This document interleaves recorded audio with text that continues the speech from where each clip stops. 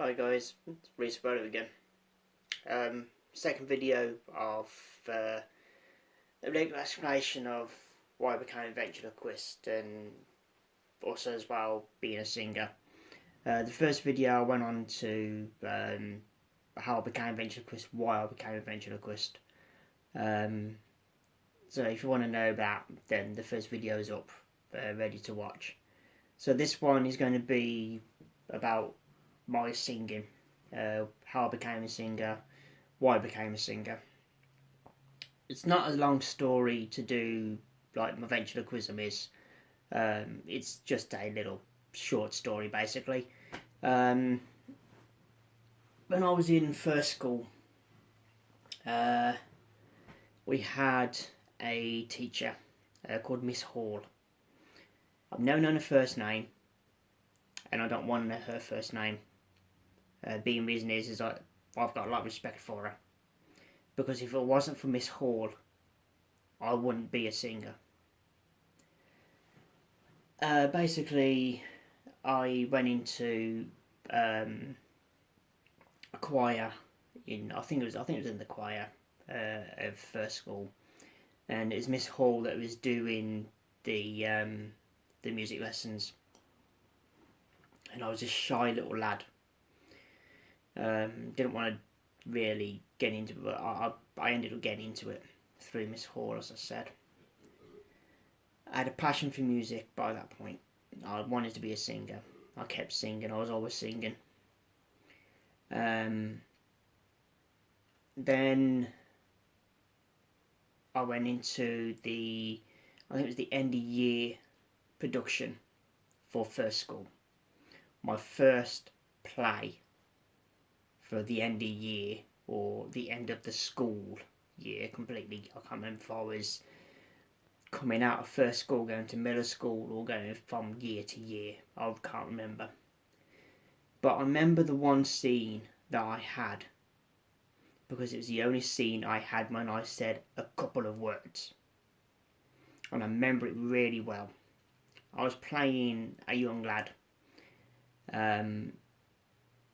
And I was roughly about 3.5 foot, 4 foot. I was only a tiny little guy, only a tiny little tot. And the other kids sort of towered over me, sort of thing. And one of the older years girls who really tower over me, she was 8, 9 years of age, so she was like up here to me, like nearly 6 foot tall. She plays with my mum. And we were down and out. We didn't have a lot of money, and we were walking up the stage.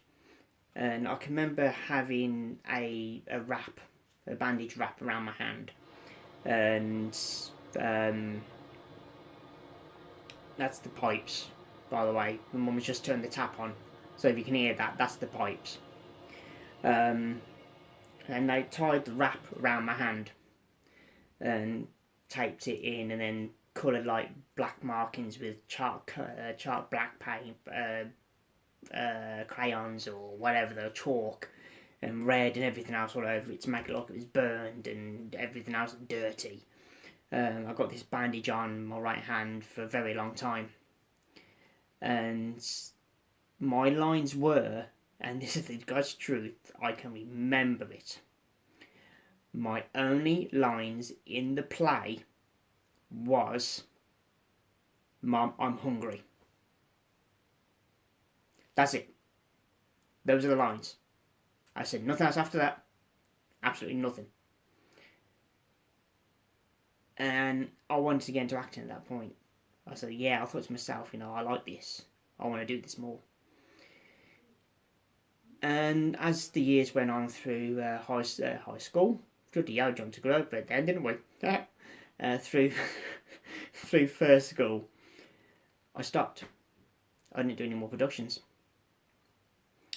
Reason being is that Miss Hall didn't do them.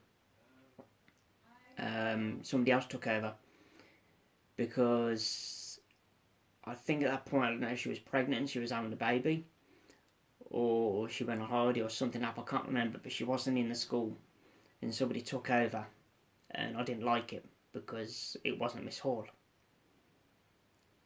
few years later, after I left, I think I don't know if I was still in first school or I was coming on to middle school. I can't remember.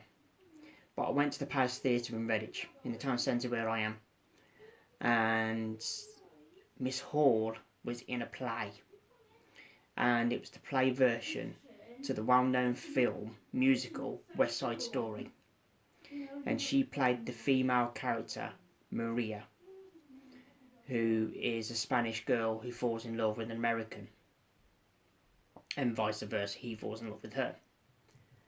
And the guy that she falls in love with is called Anton, or Anthony. So there's a battle between what they call sharks and jets. Jets are being the Americans, sharks were the Spanish guys, Puerto Ricans.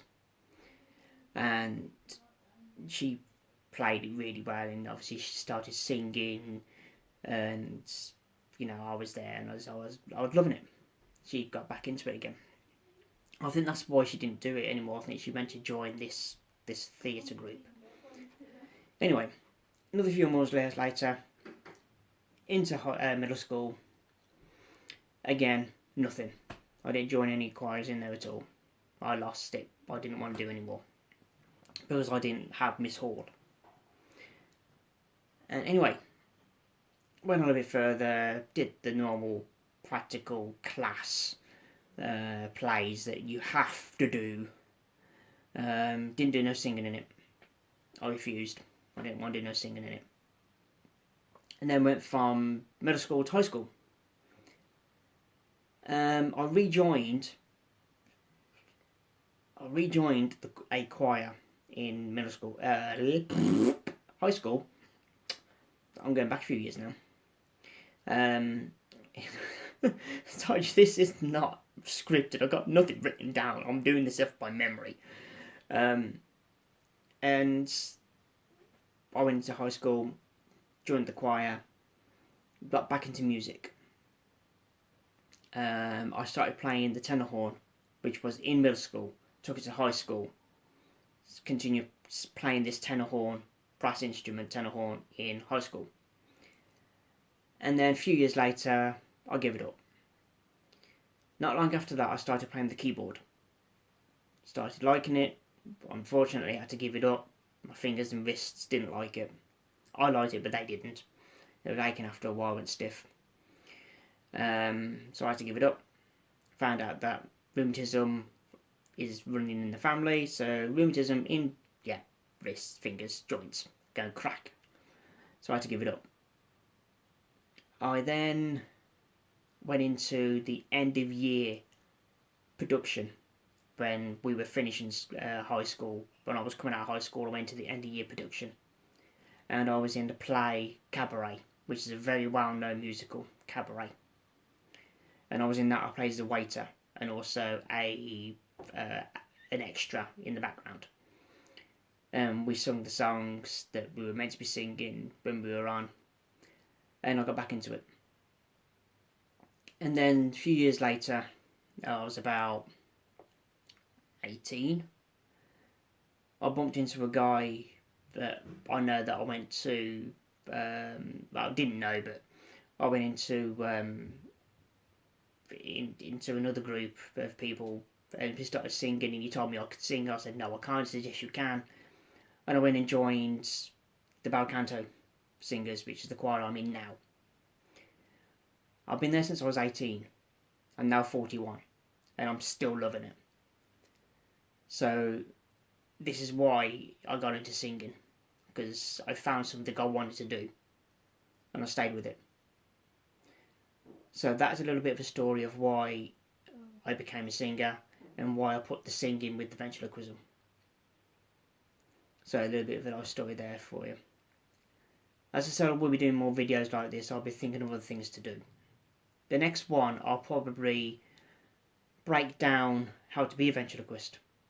So if you want to know that, I'll teach you. So thanks for watching. Reece Wella saying goodbye for now, and see you in the next video.